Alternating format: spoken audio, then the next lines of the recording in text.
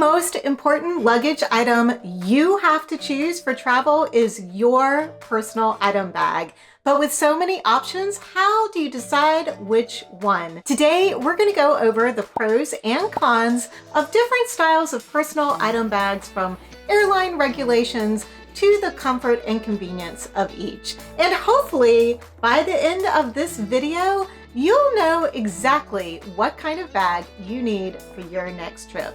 Let's go. First, let's talk about the basics of picking the perfect personal item for your flight. And number one is making sure that your bag fits the airline's size and dimension regulations. You don't want to be that person that gets to the gate and has to frantically repack, unpack, rearrange everything, or worse, pay extra fees because your bag doesn't fit the airline regulations. You're going to also want to consider your own personal needs. Are you a light or minimalist packer, or do you like to bring all the things just in case? You'll also want to consider the weight of the bag, especially if you have a long travel day with a couple of connections and a lot of moving around once you arrive at your destination.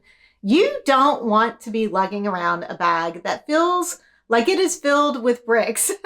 So you want to make sure that you can find something that is easy to carry and won't break your back or your shoulders, like I've had issues with mine. And with the minimal space that you are going to have under that seat in front of you, storage and organization are very important. So looking for bags that have the types of compartments and pockets that work for you and your airplane essentials is really important.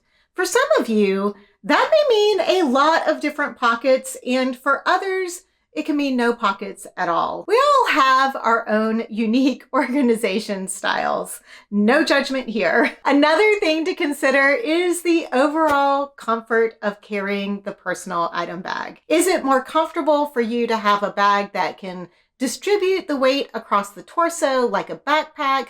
Or is it more comfortable for you to carry something on just one shoulder, like a tote bag or a purse? We're going to go over all of these elements with each style of personal item bag, starting with what is probably the most minimalist one, and that is a purse or even a crossbody bag. Let's start with the pros of using a purse as your personal item bag. Most likely, you're not really going to be as concerned about the size regulations from your airline because it's small. Most purses are going to be smaller than what you would be allowed to have as your personal item bag. They're usually going to be fairly compact and, also hopefully stylish.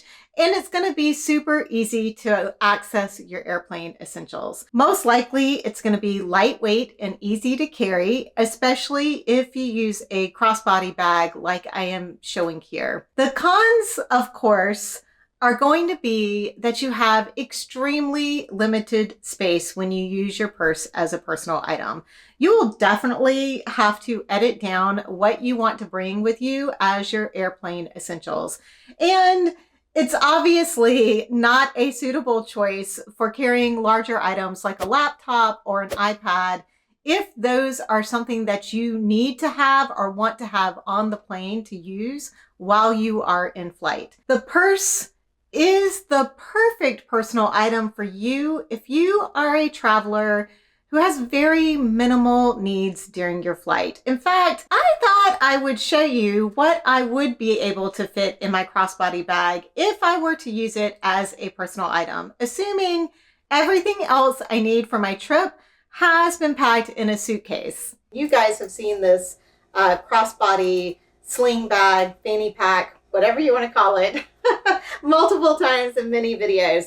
And, it's just basically got one big pocket in here and another little private pocket on the back. So in the private pocket in the back, I am going to put my wallet and my passport back here, so they are a little bit more protected. I am also going to put my reading glasses back there since they're kind of slimlined and could easily get lost in that other bigger pocket. And I'm going to put my chapstick in that little pocket too.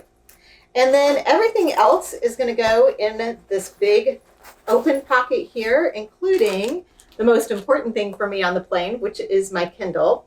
So we'll put the Kindle in here.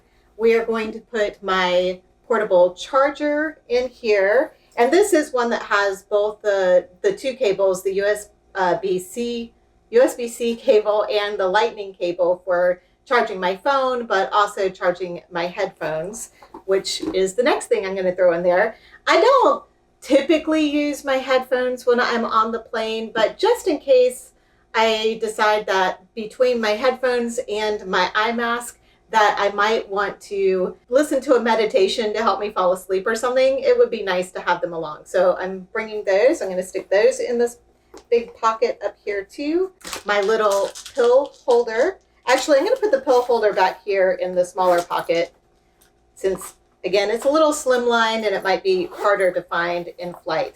So the few things we have left, we've got Kleenex, always necessary.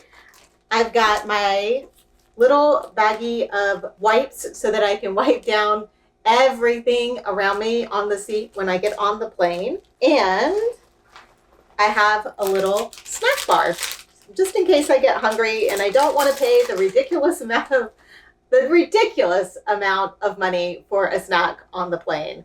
And then lastly, I have my phone and my water bottle. Now, my water bottle, I'll kind of slide in here right now, but typically if I'm getting on the plane, I've already filled up this water bottle in the airport before I get on the plane. So I'd be carrying it separate from the purse, most likely.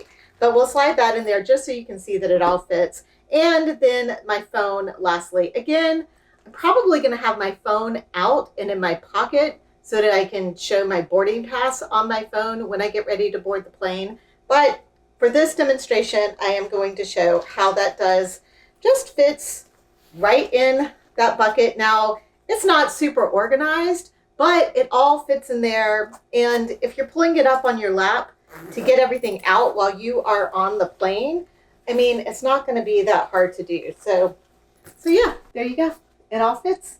And you're ready to get on the plane and you have everything you need in just this one little bag. That is what packing minimally can look like. The purse is also a great option for people who do prioritize style and simplicity. If you're able to check a couple of bags and don't need to carry a lot of items with you on the plane, I would say that this is probably a great option.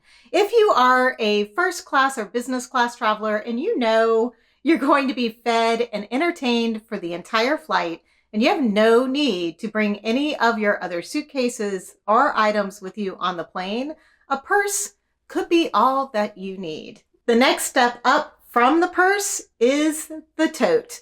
I consider a tote bag to be any bag that does not have backpack straps or wheels and is bigger than a normal size purse. A tote bag could have just two handles, or it could have two handles and a crossbody strap. You know, a little bit of leeway there. I think there are two main pros to using a tote bag.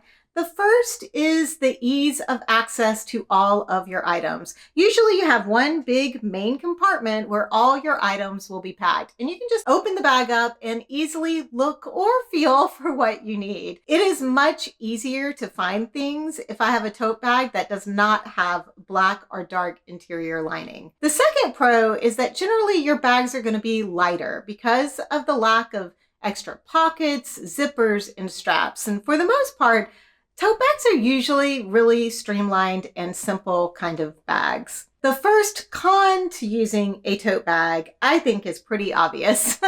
And that is that it can be extremely uncomfortable to wear for long periods of time, especially if you have any weight in there. Now, if you have a tote bag that has a trolley strap and you are traveling with a rolling carry-on suitcase, this is probably not going to be an issue for you. However, if you have to gate check that rollaway or roller carry-on suitcase, and then you have an additional layover, you are going to be stuck carrying that tote bag around on just one shoulder. The second con is the lack of organization available in most tote bags. Now, I would consider the Nomad Lane personal item bag a tote bag style. And although I do not have one, they do have a significant amount of pockets and organization available. But generally, most tote bags are going to be limited to only 1 or 2 extra small pockets. And usually there's no padded sleeve area for your iPad or laptop to go into. The tote bag is the perfect personal item for you as a traveler if you prefer a large open space for packing and less pockets. I also think the tote is probably second easiest for accessing your flight essentials while you are sitting in your seat, especially in a tight economy seat. If you are someone who is traveling carry-on only with a rolling suitcase, and you tend to need fewer airplane essentials, a tote bag is a fantastic option, especially if it's a style that can be used as an everyday carry once you're at your destination. Moving on to the third style, and probably the most popular, the backpack. Personally, I think the biggest pro of the backpack is the balanced weight distribution. Being able to wear it across my back and not have the straps constantly sliding off of my shoulder makes the biggest difference, especially for long travel days with layovers. In addition to it being better ergonomically, wearing the backpack keeps your hands free to be able to do other things like film YouTube videos or even to deal with tickets or passports or IDs or whatever you need to be handing to somebody. And the last pro, although for some this might be a con, is that most backpacks come with multiple compartments for extreme organization. Usually one of those compartments is padded for your laptop or iPad. The first con for the backpack is you will definitely need to research the dimensions allowed on the airline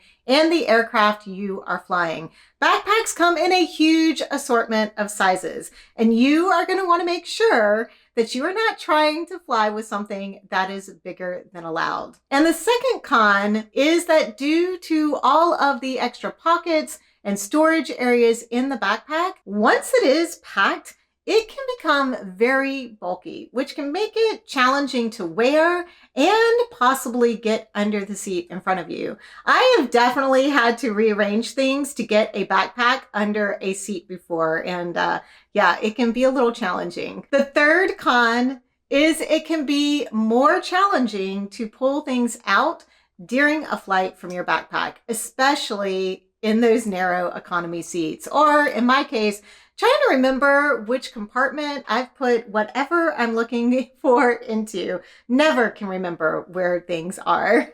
The backpack is the perfect personal item for you as a traveler. If you need to carry a laptop or bigger gadgets with you on the plane, it's also the best personal item for you if you are trying to be fully carry-on only kind of gal, and you need that extra space in the backpack to bring more clothes or other items you are going to want during your trip. It's also a great choice for those of you who have a more casual sense of style, kind of like I do. And the last style of personal item bag is the Underseat roller bag.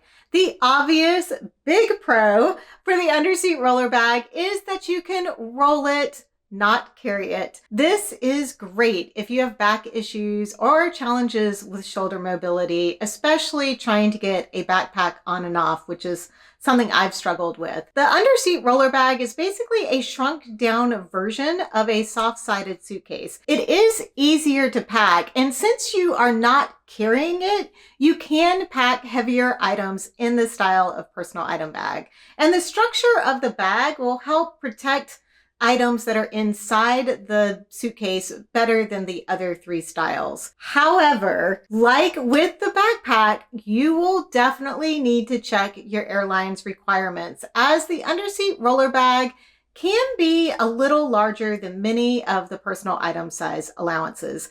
And because the bag is very structured, there's not a lot of ability to smush the bag into the measuring bin if it comes to that at the gate. If those gate agents call you out, it's kind of hard to squeeze it into that bin. In addition, because of the firm structure, it is extremely difficult, if not downright impossible, to maneuver the underseat roller bag to get under the seat in front of you, especially if you are sitting in an economy window seat. There's just not enough room between the seat and the seat back to turn and manipulate the bag to get it under the seat and get that down in front of you. I think the underseat roller bag is the perfect personal item for you as a traveler if you really can't carry anything on your back or shoulder for a travel day, or you have some heavier items that you need to bring with you in your personal item, like a CPAP machine or camera lenses or something